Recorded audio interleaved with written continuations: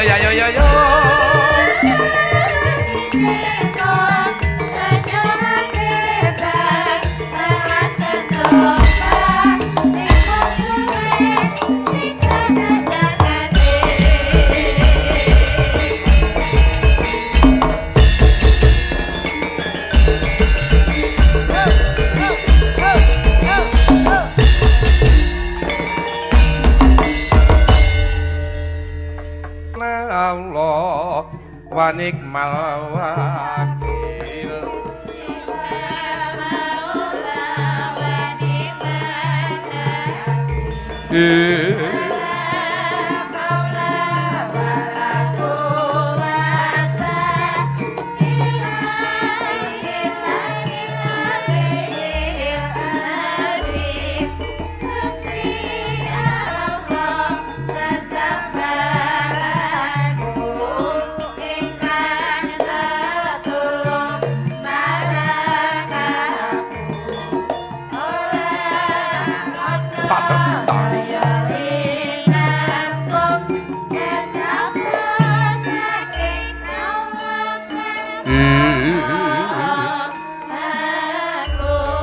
Sedulurku aja nganti mongko Gusti Allah sasambahan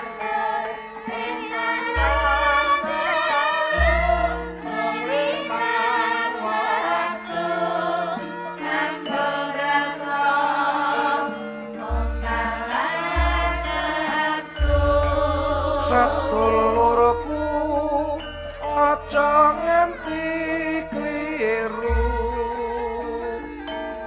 Gusti Allah sesambahan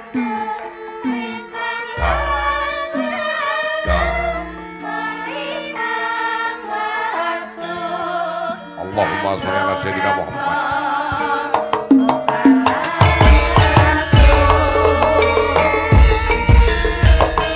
Ya ya ya ya ya ya ya ya ya ya ya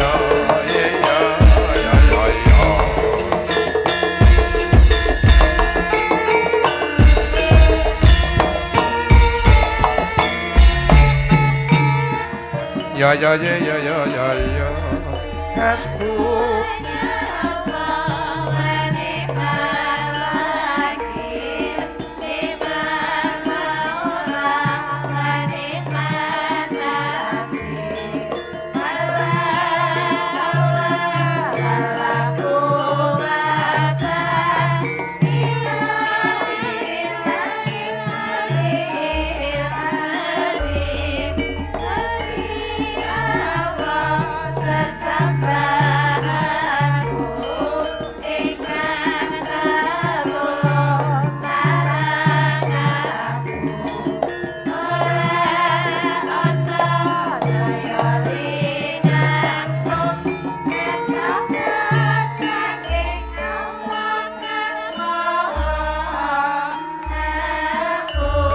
sedulurku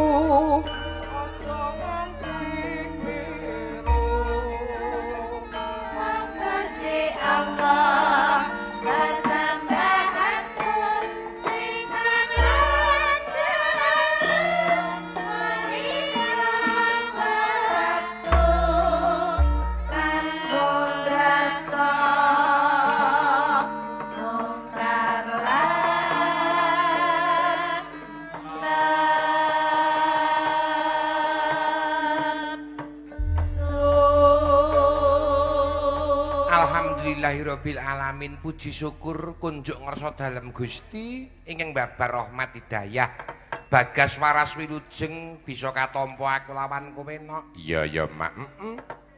Lan ingkang perlu dadi kawigaten tumrape aku lawan kowe iso ngestokake dawuh saka kersaning para sedulur-sedulurku ing Sekayu Timur utawa Sekayu Wetan kene nok.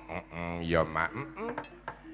Wis dadi adat pakulinan saben ngancik sasi Rejeb para warga masyarakat ngadani perti dusun. Muga-muga sedya pangangkahe para warga masyarakat pinaringana kasembatan pinaringa berkah saka ngersaning Gusti nggone padha urip tembayatan bali somah pinaringana tentrem linantaran nggone padha amung kisma among tetanen padha pinaringana tulus perdi dadi menangi rega ingkang prayoga lan becik utawa rega ingkang payu. Iya ya mak. Sing nyambut gawe apa wae entuk kelancaran sartane kaki-kaki nini-nini aja padha mati-mati sarap sawane karya seger kewarasane tutuk marang momong nggone para putra wayahe. Ngono ya mak. Ingkang ora kendhat meneh aku lawan kowe sowan mrene kuwi ora bakal asing jane aku lawan kowe sowan mrene kuwi ngestokke dawuh kuwi bebasane mung kanggo nerusake sejarah sesambunganing para sesepuh pinisepuh ingkang tansah rumaket antarane aku lawan kowe kabeh wiwit biyen tekan saiki no. Ngono ya mak. Iki titiwan cisuwan mrene kaping pindho iki no. Iya wis kaping pindho iki. Iya malah kepara panitia wis paring dawuh sesuk taun sesuk tumiba ing dina setupaing. Iki dawuh. Ya muga-muga engko udakara kurang mangsasi apa pira ke ngelingke mengko ndak nganti ketabrak wong. Ngono ya. Kanggo kanca-kanca yoga kuwi sesuk dina setupaing sasi Rejeb dieling-eling. Kuwi mesti sowan ana ing Sekayu Timur kene. Apa ya mesti ngono? Wong karang ya wis ketrima kepriye to golek liyane awak dhewe iki golek sing kaya ngapa. Golek sing murah wis oleh sing murah. Golek sing seger wis oleh sing seger. Oh iya, Ning ora perkara nggon murah lan larang aku sowan mrene kuwi tenan. Aku kuwi nek karo jenengane papan panggonan sing biyen ate tak nggo wayang guru-guruku, aku kuwi ora tau tak dolarang ngono. Tak hargai sesambunganing para warga masyarakat kene marang para leluhur-leluhurku biyen. Yen patut aku kudu golek rejeki sing akeh ya nang jaba ana. Oh ya ngono. Alhamdulillah Gusti wis maringake. Nyatane aku lawan kowe kala mangsa sowan nang jaba ya patute reregan upama wong dodolan ya kudu dodol sing larang. Oh iya ya mak. Iki sowan mrene dasare piyayi kene iki ya ana sing rina wengi saben dina ya nyengkuyung awak dhewe kaya penyanyi bapakmu cilik. Tan kono penyanyi Lek Jari, Lek Katul kuwi. Ayo sing bengi iki pokoke role bengi iki no. Oh ngono.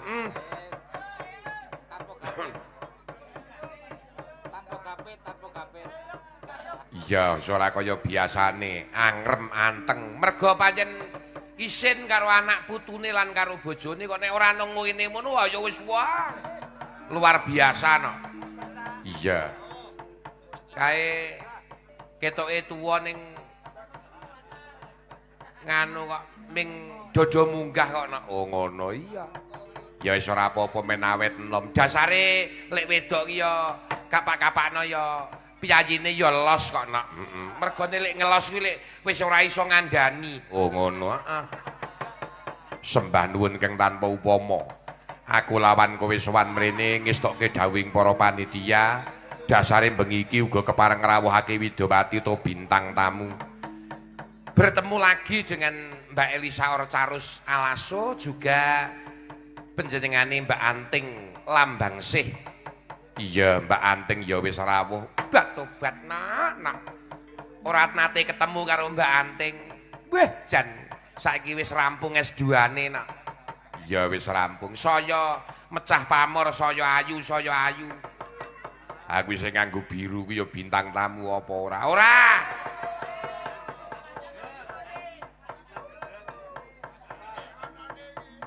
Kuwi mono bintang 7 nok puyer. Oh iya, Lan kuwi ya adi-adimu Rindi ya ketok. Kaya ngono nok. Dadi ya kala mangsa nyengkuyung kakangne barang. Oh iya, Kabeh ingkang padha kepareng rawuh ana kene matur gunging panuwun. Iki uga ora lali adiku saka klebutan, sedulur lanang. Ya. Sapa sing goleke L2 ning ora ana keterangan. Ya wis ora apa-apa, ora nggo L2 ki angger nggo Vespa ngono wae ora apa-apa. Iya. Nok iki ngene ya Mak ya, sowan mrene kanggo pambuka. Sadurunge mengko aku lawan kuwi tetembangan sing werna-werna. Iki ana anggitan tetembangan anyar. Sing uga iki mujudake pepuji syukur ngersa dalem Gusti ingkang hakarya jagat. Pepuji syukur ngersa dalem Gusti ingkang hakarya loka, muga ing samengku bisa mbabar kamulyan. Lagune apa nok? Garap karo kanca-kanca. Lagune Miftahul Jannah, kunci surga nok. Coba kaya ngapa? Yo, aja dados.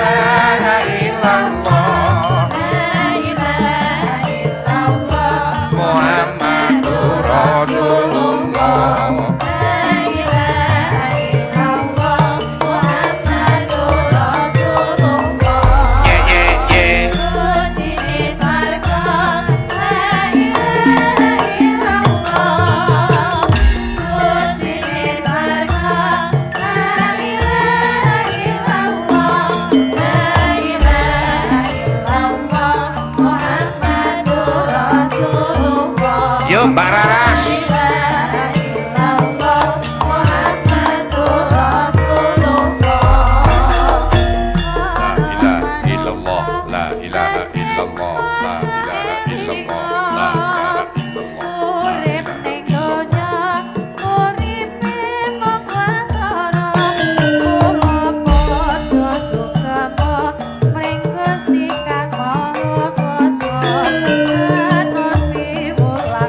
Lancaran.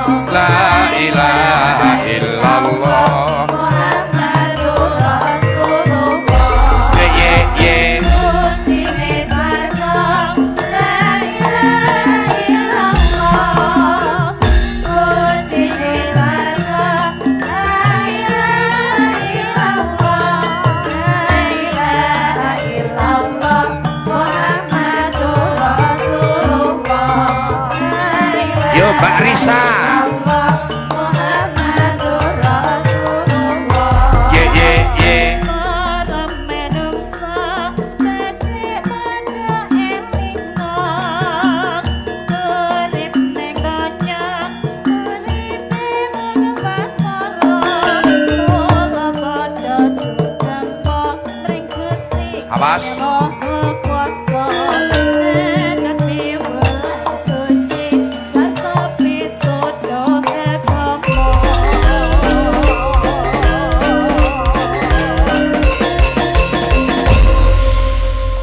Tepuk tangan.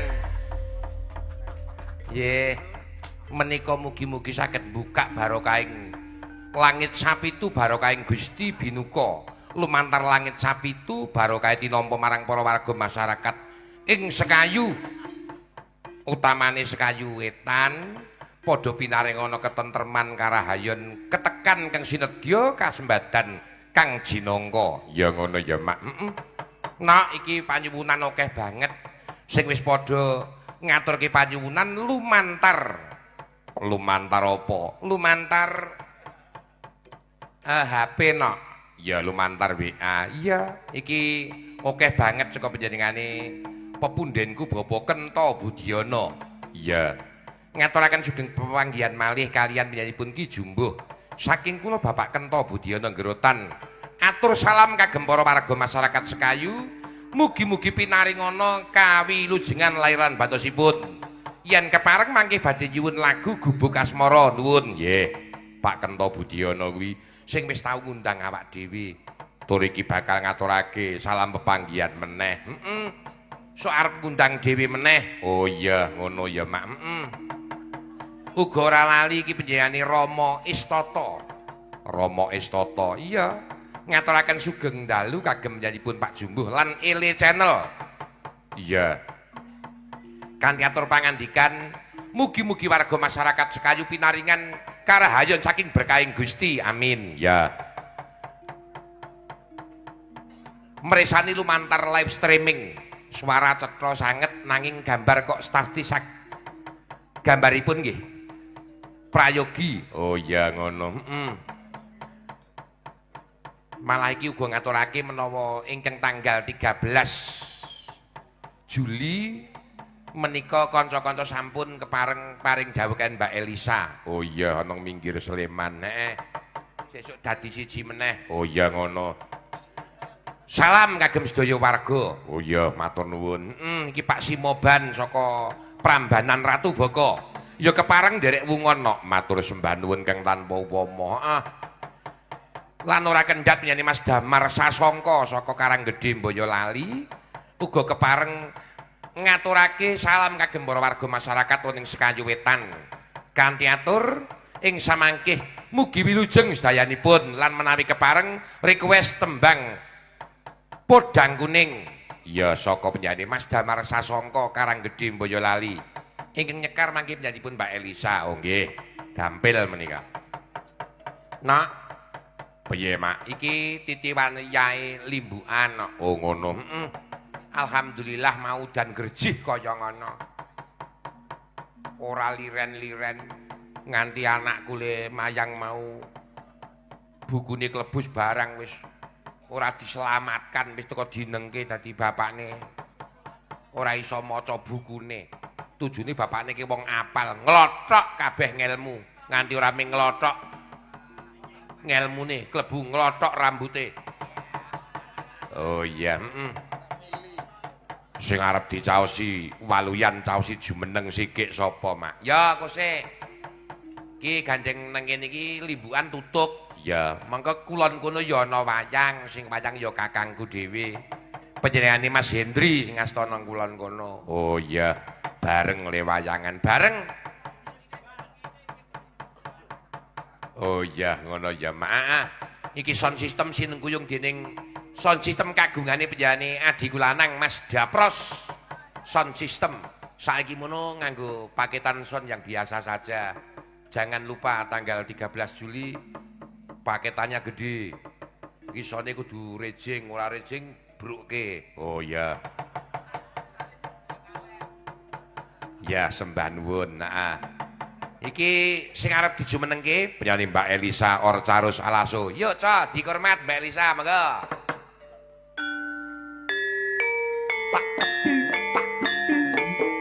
Oh.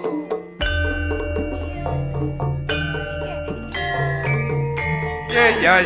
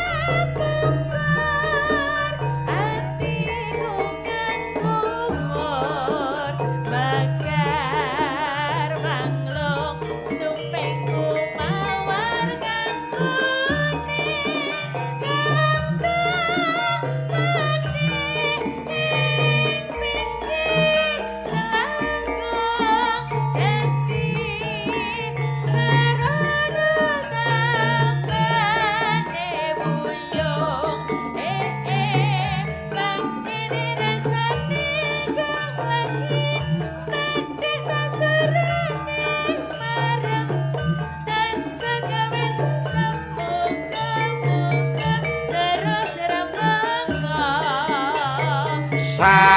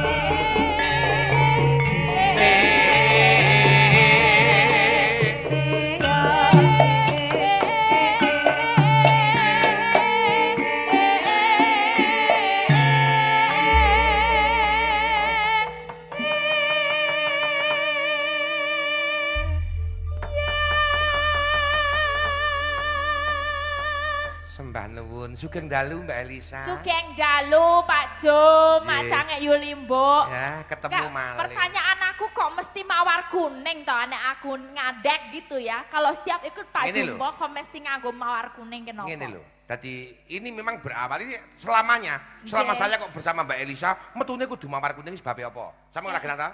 Nggih, kula penasaran karena Mbak Elisa lah. Pirang-pirang loh. Ya kose. Karena Mbak Elisa itu dengan mawar kuningnya artinya Mbak Elisa bersama saya, iso nyepot saya, iso saya semangat terus konco-konco berkarya. Nyatane dengan Mbak Elisa mawar kuning, aku kerep diundang mayang saiki gamelanku iso tak dandani kabeh. Weh, lah syukur bejo sewu. Aja menguni, kok mesti mawar kuning? Mawar kuning gede kasihate. Gede kasihate ya. Lah saka kalih dosa kalih 27. Kalih sakniki 24 sekalih dosa. Wes 4 tahun loh, bar corona nganti saiki mawar kuning terus ya. Iya, memang kehebatannya Mbak Elisa kuwi kok mawar kuning itu seakan-akan kaya menjadi magnet kanggo para pandemen wayang jur seneng ngundang Pak Jumbo ngundang Pak Jumbo ngundang. Ya, wan nggon kuning-kuning siji mawar kuning loro podang kuning wes. Luar biasa. Sowan malih wonten Sekayu. Wonten Sekayu. Nggih. Wetan. Sekayu Wetan. Niki di sini ada Sekayu Wetan, ada Sekayu Kulon. Nggih. Ya Sekayu Kulon ada wayang juga. Oh, wonten wayang juga. Iya, yang wayang Mas Hendri dari Sawangan. Oh, nggih, Mas Hendri, nggih. Tidak jauh dari sini, cuma situ kira-kira. Oh, sablintengan wae ya. Iya, cuma sekitar 50 meter dari sini. Oh, nggih, wis muga-muga arep Kulon, arep Wetan kabeh paringi gangsar, paringi lancar. Amin. Tirakat, nggih. Sederek-sederek ingkang sampun gelar ringgit wacucal menika saged berkahi. Nggih, nyatanipun ya pancen. Kodho meneng wae iki mudeng ra ya kan. Mboten iki mudeng. Karo omongane sampean wis paham. Pun paham nggih. Pancen pokoke Mbak Elisa nek ayu-ayu, pinter-pinter nek omong-omong ting pletot ngono wis piyai kene ming ora wani nekake kaya ngono. Nggih ngapunten, nggih ngapunten. Nek bapak kula remen sanget Pak Bu, saged sowan mriki menika seneng. Bunga tanpa upama. Saged kepanggih panjenengan. Pokoke nek bab piye iki geri sing nomor 1 iki sederekan. Nggih, bener.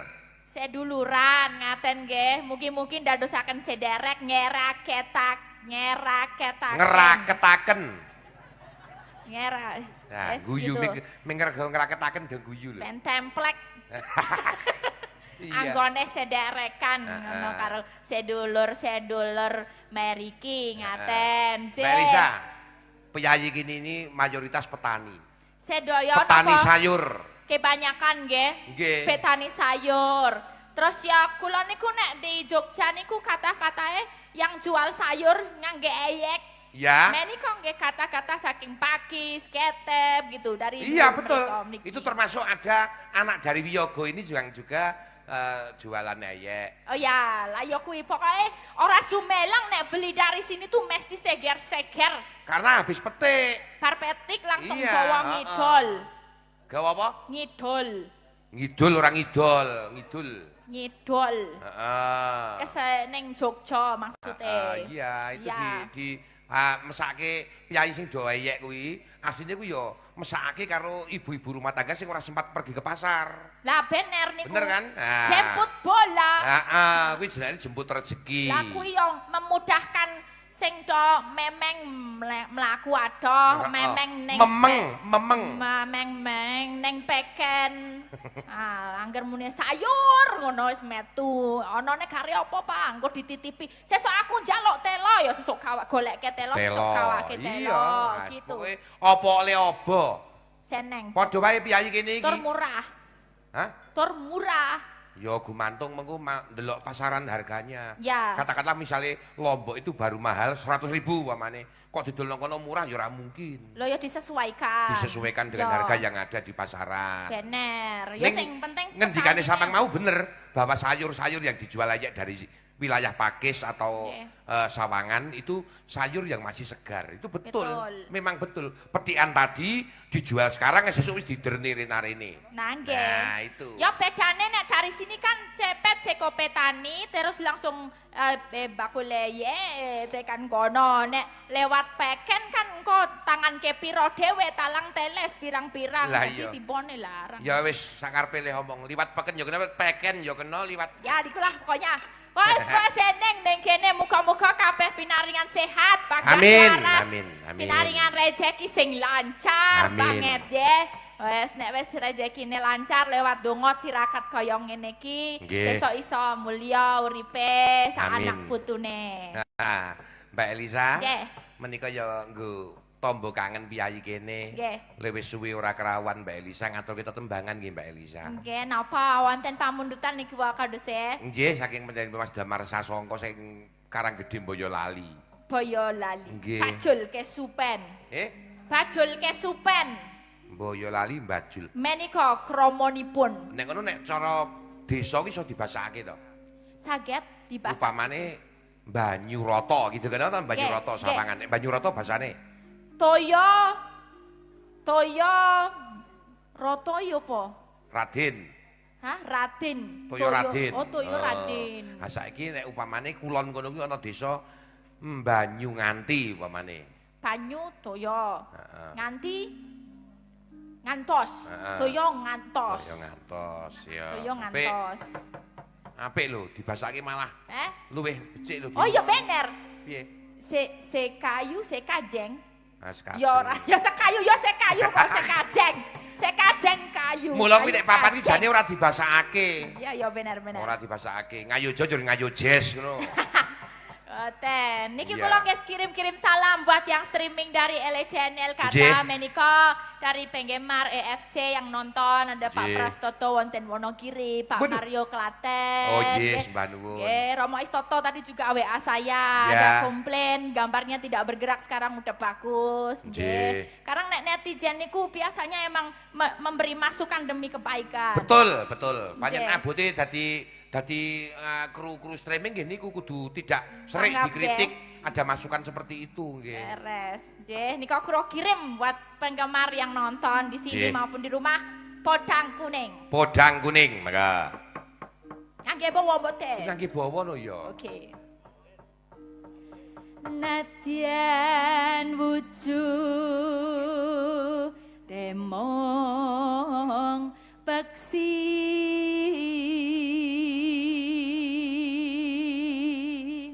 aku mau wis wedi iki tak kira ora ono sing nonton. Jebule langsung melumpuk kabeh. Pokoke piyayi kene iki nek ming ala mbung Pak Jumbuh wis nonton.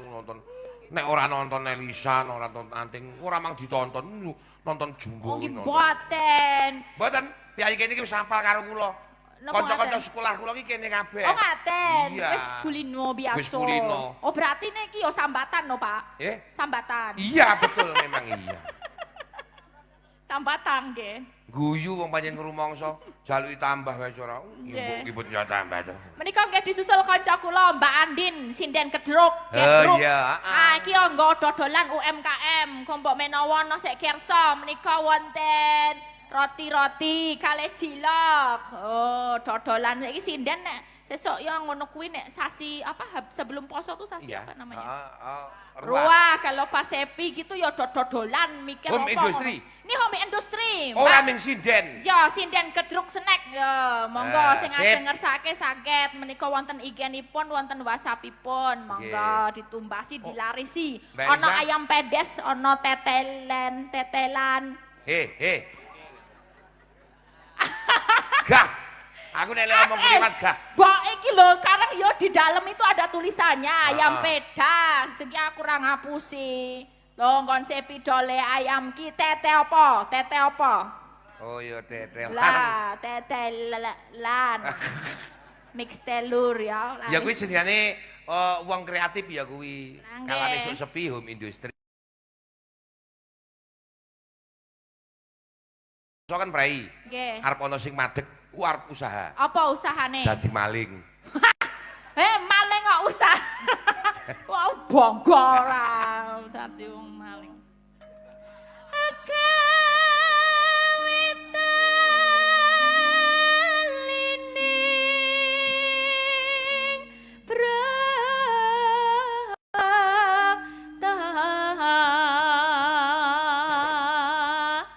Menika ugi wonten salam saking piyambakipun. Oh, mangga. Mas Prihatin Merapi Sari ingkang bibar kempalan RT nyimak salam kagem Mbak Elisa lan warga Sekayu. Nggih, siap salam kembali. Aku terinspirasi mau mawar kuning, podang kuning, sesuk gaweke lagu, Pak. Gas kuning. Urung metu lho. Anane ijo karo pink. Gas kuning gitu. Oh, jebulane. Limun gas. Ora yo kaya barang. Oh lah ya. Anggon buri tulisane limun gas. Limun, heeh. Tak kira gas sok werna kuning.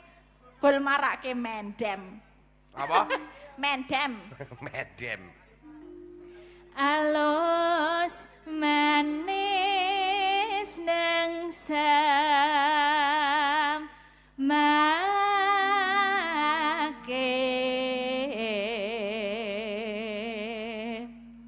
Nano. Seminggan kula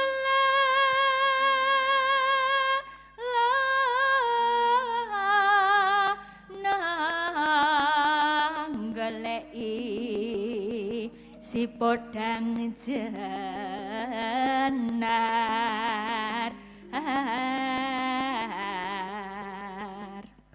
Weh, Jan. Apa weh jan apa? Suarane sampean iki lho arep nek omong-omong ting pirang kan nek wis nembang Jawa kok ya biasa ngono lho aku. Kandhane kok. Aku sing penting iki konsentrasi dadi iso munine apik ngono. Nek mau bengi ra iso konsentrasi aku. Ha piye? Lah yo kita berpisah jauh kan. Kita mumet. Ning malah aku aman lho. Sindene ning panggung dhewe kono ya mumet aku nganti ngene ya tadi malam. Malah kaya entok karek nganu ngendok. Iya. Ibu bunga hingga tiku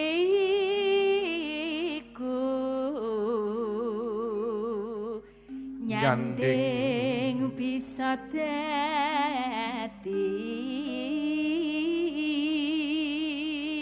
tambah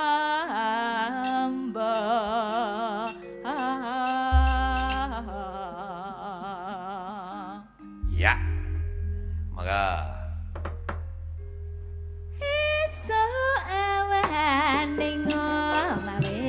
Sorang rasa kaluyuran nang goleki sing tak sayang. Ya.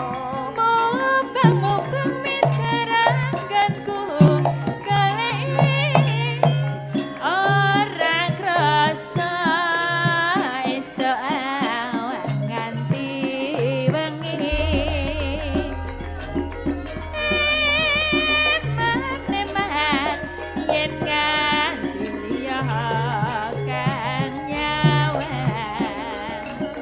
Kle